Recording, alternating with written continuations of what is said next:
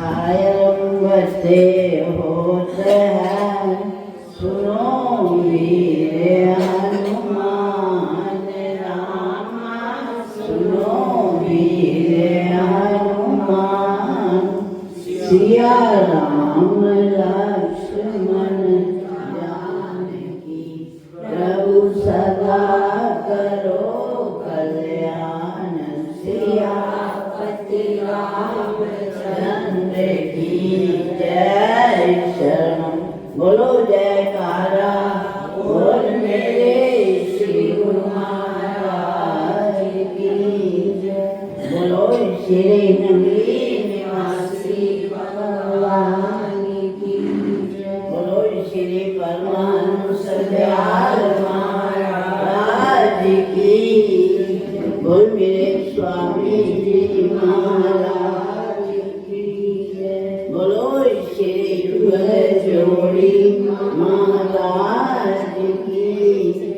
बोलो सांचे दरबार की। वृंदावन बिहारी लाल की।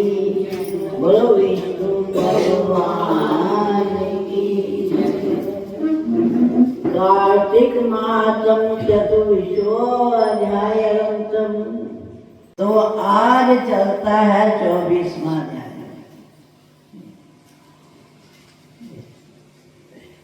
महाराज पृथु ने कहा, हे नारद, कृष्ण और वेणी नदी के तट पर शिव तथा विष्णु के गणों ने बनिए के शरीर से कला को मुक्त किया।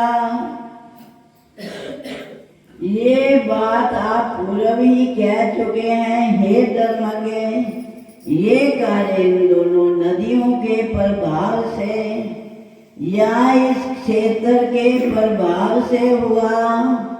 ये आप कृपा करके मुझसे कहिए, क्योंकि इस पर मुझे बड़ा आश्चर्य है। तो नारद जी ने कहा कि कृष्णा नाम वाली नदी श्री कृष्ण का शरीर और वेणी साक्षात महादेव का शरीर है। इनके संगम का महात्म ब्रह्मा जी भी वर्णन नहीं कर सकते, तभी मैं इनकी उत्पत्ति का वर्णन कहूँगा। तुम सावधान मन से सुनो। चाक्षुष मनवंतर के आरंभ में श्री ब्रह्मा जी सेह पर्वत के सुंदर शिखर पर या करने का निश्चय करके सब देवताओं तथा शिव विष्णु जी के सहित या की सामग्री लेकर उस पर्वत के शिखर पर गए। तब भृगु आदि ऋषियों ने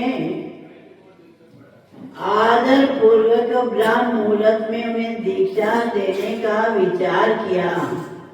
इसके बाद ब्रह्मा की बड़ी स्त्री स्वरा शीघ्र बुलाई गई। वो शनि शनि आ रही थी। तो इतने में भृगु जी ने विष्णु भगवान से कहा, हे विष्णु, आपने स्वरा को शीघ्र बुलाया था, सो वो शीघ्रता से क्यों नहीं आई? ब्रह्म मुहूर्त टल जाने पर दीक्षा कैसे दी जा सकेगी? तब श्री कृष्ण जी ने कहा, यदि स्वरा समय पर ना आ सकती तो गायत्री को ही स्त्री मानकर दीक्षा विधान कर दीजिए। ये वचन सुनकर भृगु जी ने गायत्री को ब्रह्मा के दानी और बैठाकर दीक्षा विधान प्रारंभ किया।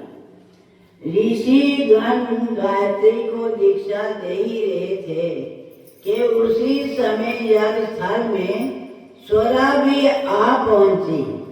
ब्रह्मा के साथ गायत्री को दीक्षित देकर सपत्नी भाव से ईर्ष्या करती हुई क्रोध से कहने लगी, स्वरा ने कहा, जहाँ अपूज्यों की पूजा होती है और पूज्यों की अप्रतिष्ठा होती है, वहाँ पर अकाल, मृत्यु और भय ये तीन निश्चय होंगे।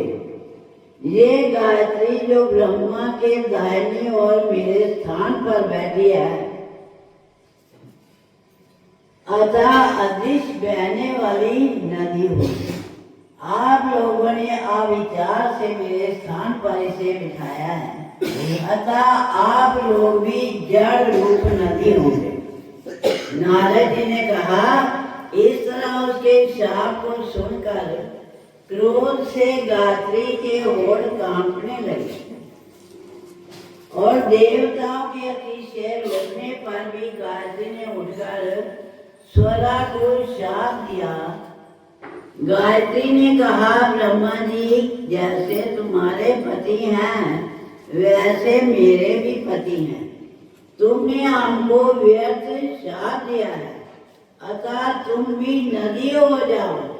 तो नारद जी ने कहा, तब तो विष्णु आदि देवताओं में हाहाकार मच गया और सब कोई स्वरा को दंडवत प्रणाम करके प्रार्थना करने लगे। देवताओं ने कहा, हे देवी, जो आपने संपूर्ण ब्रह्मा आदि देवताओं को शाप दिया है, यदि हम लोग सब कोई जड़ रूप नदी हो जाएं तो नष्ट हो जाएंगे। अविवेक से ये काम अवश्य हुआ है, अतः इससे आप इस शाप को वापस लीजिए। स्वरा ने कहा, हे देवतागण, आप लोगों ने यज्ञ के प्रारंभ में गणेश जी की पूजा नहीं की, इसी से मेरे क्रोध रूप में ये विघ्न उपस्थित हो गया। मेरा ये वाक भी झूठा नहीं हो सकता। इस कारण आप लोग अपने अपने अंशों से जड़ीभूत होकर नदी रूप में होंगे। हम दोनों सोच भी अपने अपने अंशों से पश्चिम वाणी नदी होगी। नारद जी ने कहा कि हे राजन, स्वरा की ये वाणी सुनकर विष्णु, शिव आदि समस्त देवता अपने अपने अंशों से नदी रूप में हो गए। तो विष्णु भगवान के अंश से कृष्णा, शिव जी के अंश से वेणी तथा ब्रह्मा के अंश से कर्पूरमती नामक नदी हुई। सब देवताओं ने अपने अपने अंशों को जड़ बनाकर फेंक दिया। उन लोगों का अंश भी सहे पर्वत के शिखरों से अलग अलग नदी रूप में होकर बहने लगा।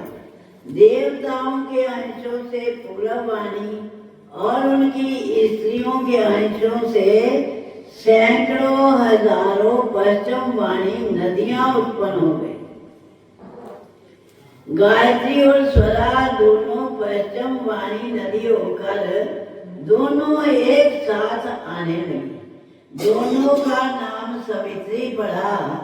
ब्रह्मा ने उस यज्ञ स्थल पर विष्णु भगवान और शिव जी की स्थापना की।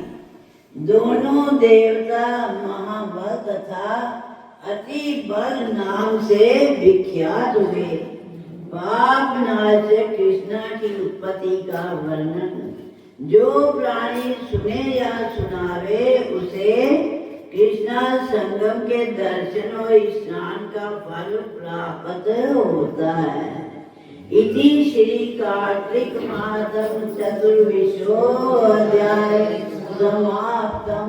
बोल वृंदावन बिहारी लाल की जय। कथा समापते बोल जय। विदा हुए हनुमान रामा, विदा हुए हनुमान सिया राम लक्ष्मण जानकी। प्रभु सदा करो कल्याण। सियापति रामचंद्र की जय। शरण बोलो।